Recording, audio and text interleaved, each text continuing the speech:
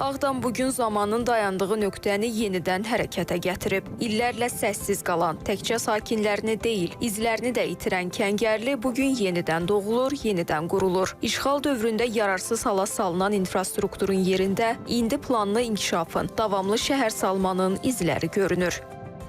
Ağdamın Kəngərli kəndinə layihənin birinci mərhələsi çərçivəsində salınan fərdi yaşayış evlərinə sakinlərin bir qisminin köçürülməsi belə həyata keçirilib. Qeyd edim ki, ailələr üçün bütün zəruri infrastruktur təmin edilib. İşıq, yol, qaz, su çəkilib.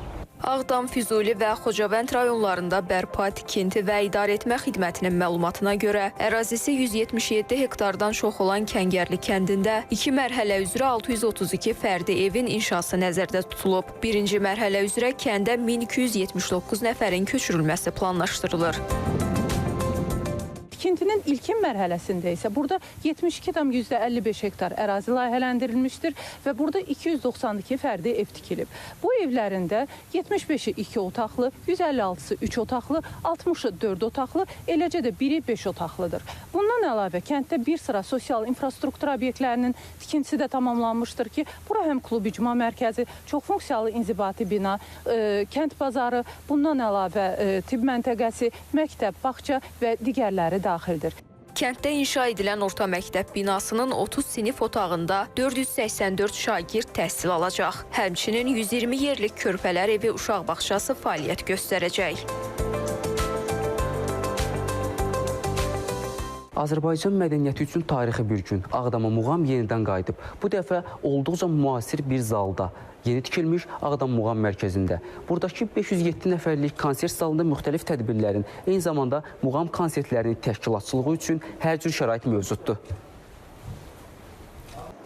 Mərkəzdə 15 dərs otağı, sərgi salonu, iclas zalı və digər otaqlar yaradılıb. 615 tamaşaçı tutumu olan açıq amfiteatrda inşa edilib.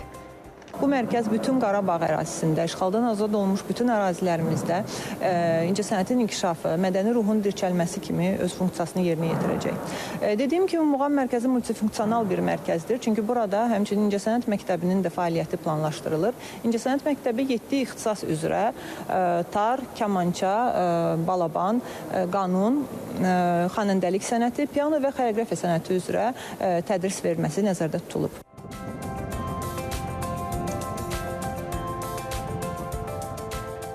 Tamamilə yenidən qurulan nəqliyyat mərkəzi.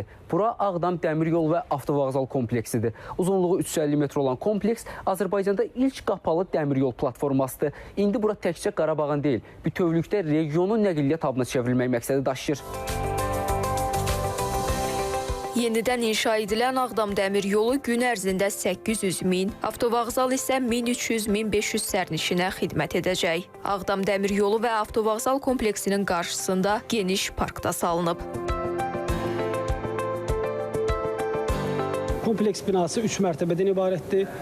Burada gözləmə zalları var, bilet kassaları, əyləncə, həmçinin istirahət güşələri var, müxtəlif təyinatlı, ümumiyyətlə 95 otaqdan ibarətdir kompleks. Kompleksin ümumi ərazisi 4 hektardır. Kompleksdən ətraf ərazisində 48 avtomobil dayanacağı var. Eyni zamanda taksi və velosipedlər üçün dayanacağı nəzərdə tutulub. Eyni zamanda elektrik avtomobilləri üçün elektrik doldurma məntəqələri var.